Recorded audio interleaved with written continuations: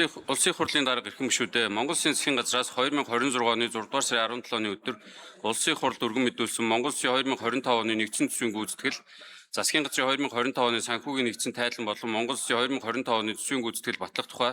Монгол Улсын хурлын докторийн төслийн нэгд хэлэлцүүлгийг Улсын хурлын чуулганы 2026 оны 6 дугаар сарын 19-ны өдрийн нэгдсэн уралдаанаар явуулж 2 дахь хэлэлцүүлэгт бэлтгүүлэхээр төсвийн зарлагын хяналтын дэд хороо болон Улсын хурлын байнгын ороодод шилжүүлсэн. Төсвийн зарлагын хяналтын дэд хороо Монгол Улсын хурлын чуулганы уралдааны дэгийн тухай хуулийн 74-р зүйлийн 74-ийн 4-ийн 2 дахь заалтанд заасны дагуу 2026 оны 6 дугаар сарын 30-ны өдрийн уралдаанаараа Монгол Улсын 2025 оны нэгдсэн төсвийн гүйцэтгэл, засгийн газрын 2025 оны санхүүгийн нэгдсэн тайлан болон Монгол Улсын 2025 оны төсвийн гүйцэтгэл батлах тухай Монгол Улсын хурлын докторийн төслийн 2 дахь хэлэлцүүлгийг явууллаа. Үндэсний аудитын газраас төсвийн тухай хуулийн 8 дугаар зүйлийн 8-ийн 12 дахь заалтанд заасны дагуу Монгол Улсын 2025 оны төсвийн гүйцэтгэл, засгийн газрын 2025 оны санхүүгийн нэгдсэн тайланд аудит хийж улсын хурл дүгнэлтээ хүргүүлсэн байна. Монгол Улсын 2025 оны нэгдсэн төсвийн гүйцэтгэлд хийсэн аудитын дүгнэлтэнд Монгол Улсын нэгдсэн төсвийн нийт орлого 2025 онд 33 их 80 179.2 тэрбум төгрөг, нэгдсэн төсвийн тэнцвэржүүлсэн нийт орлого ба тусламжийн дүн өмнөх орноос 2.1% өсөж 30 их 80 303.1 тэрбум төгрөгт хүрч нийт зарлага ба цэвэр зээлийн дүн 2.4% өсөж 31 их 80 331 тэрбум төгрөг болж нэгдсэн төсвийн тэнцвэржүүлсэн тэнцэл 1 их 80 27.9 тэрбум төгрөгийн алдагдaltaй гарч дотоодын нийт бүтээгдэхүүний 1.1%-аар тэнцэж байна гэж дүгнжээ. Түүнчлэн Монгол Улсын 2025 оны нэгдсэн төсвийн гүйцэтгэл нь төсвийн доктортой байдлын тухай хуулийн 6 дугаар зүйлийн 6-гийн 1-2 дахь заалт заасны нэгдсэн төсвийн суурь тэнцлийн тусгай шаардлагыг хангаагүй жил бүр төсвийн тухай хуульд өөрчлөлт оруулахдаа дунд хугацааны төсвийн хүрээний мэдээллийг өөрчилж байгаа нь төсвийн доктортой байдлын зарчим алдагдах эрсдэлтэйг анхаарах,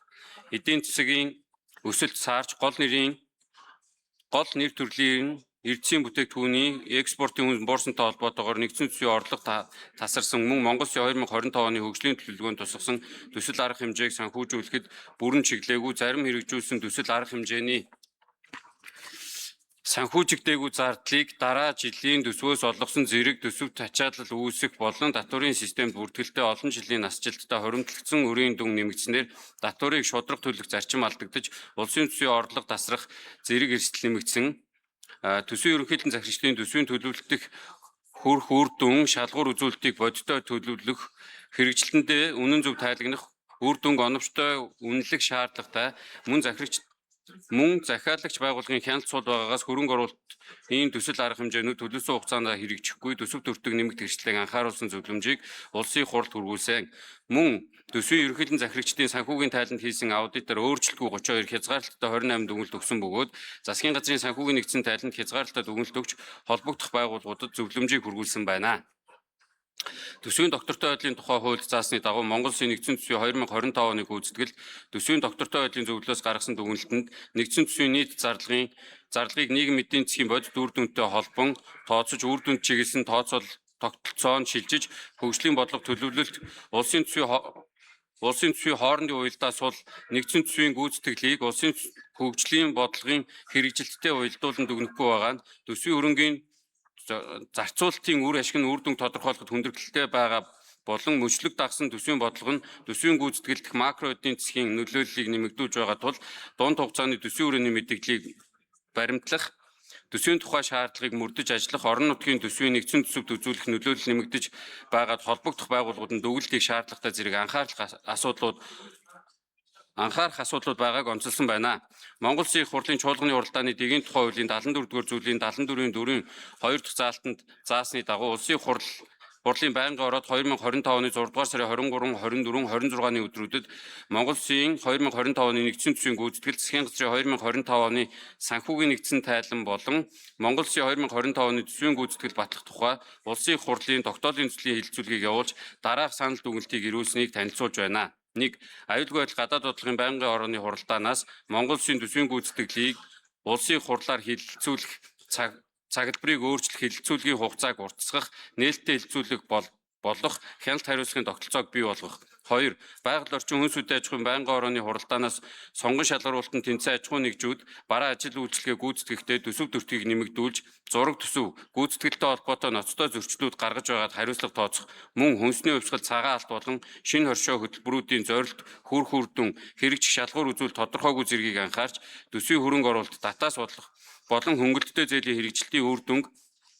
хэмжих шалгуур үзүүлэлтийг бодиттой, ойлгомжтой болгох хөтөлбөрүүдэд олгосон татаасыг хэрэгжилтийг нэмэн өртөг шингэсэн бүтээгдэхүүний үйлдвэрлэл болон шинээр ажлын байр нэмэгдүүлэх зэрэг бодит дүнтэй уялдуулан тайлгнадаг байх. 3. Өргөдлийн байнгын орооноос хорооны хуралдаанаас төрийн өмчт хуулийн этгээдүүдийн удирдлагын цалин ус урамшууллыг ажлын бүтээмж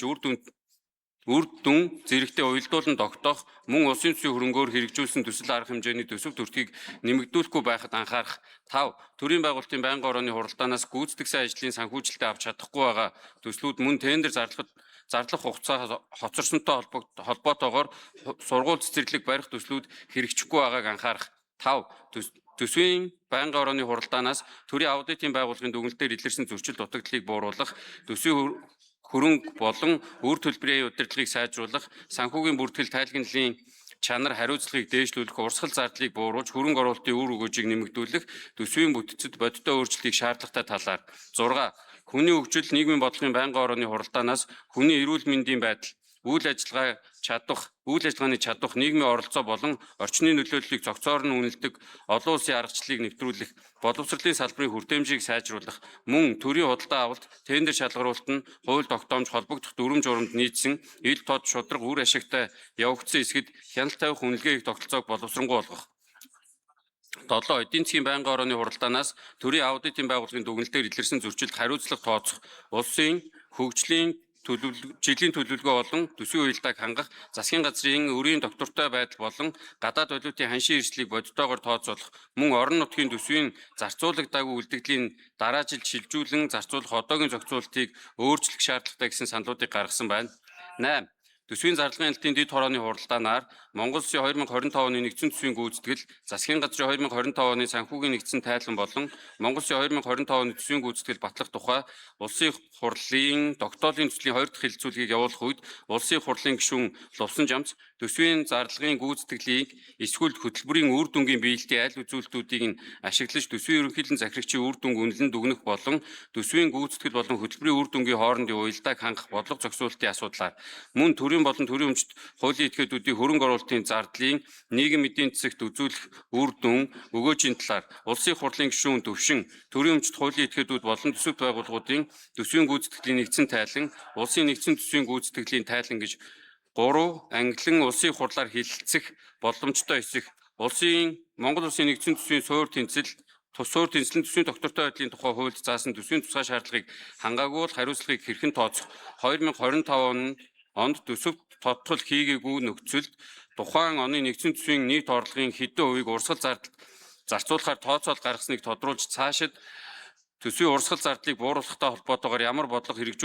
хэрэгжүүлж байгаа талаар улсын хурлын гишүүн Даа Цогтбаатар төрийн өмчт хуулийн этгээдүүдийн удирдлагуудын цалин төлөөлөл удирдах зөвлөлийн томилолт нь компани үр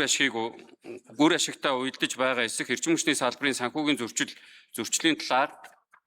төрийн өмчийн хуулийн этгээдүүдийн орлого зарлага үр дүнд тэдгээрт олгосон татаас авлага үр зээлтэй холбоотой асуудлын талаар тодруулж асуулт асууж хариулт авсан болно.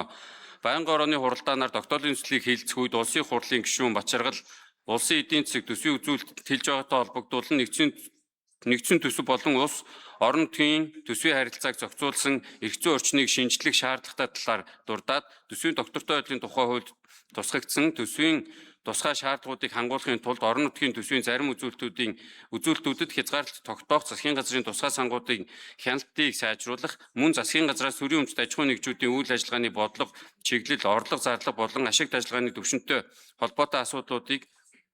жил бүр улсын хуралд тайлгнадаг байх. Улсын хурлын гишүүн Бэ Төвшин төсвийн орлогыг бодитоогоор төлөвлөх, төсвийн төлөвлөлт болон гүйцэтгэлийн зөрүүг бууруулж энэ зөрүү тодорхой түвшнээс хэтэрсэн тохиолдолд хариуцлага тооцдог байх. Нэгдсэн төсвийн суур зарлагын тэнцлийг хангуулах, урсгал зардлын бүтцийг оновчлох, төсөл арга хэмжээний бэлтгэлийг хангасны дараагаар гадаад зээлийг авч ашиглалтыг сайжруулахад анхаарах, мөн урт хугацааны өгөгдөл суурилсан нэгдсэн засгийн урсгал зардал иж бүрийн шинжилгээ хийх, үр дүнд суурилсан төсвийн төлөвлөлтийг хийхин зүйтэй талаар улсын хурлын гишүүн болгон туяа Монгол Улсын нэгдсэн төсөвт 5-аас 10 жилийн хугацаанд хичнээн хэмжээний төсөв зарцуулсан ямар үр дүн гарсан талаар хандлагыг нь тогтоож дүгнэлт хийх, улсын төсвийн төсөл хэлэлцэх дэгийн талаар улсын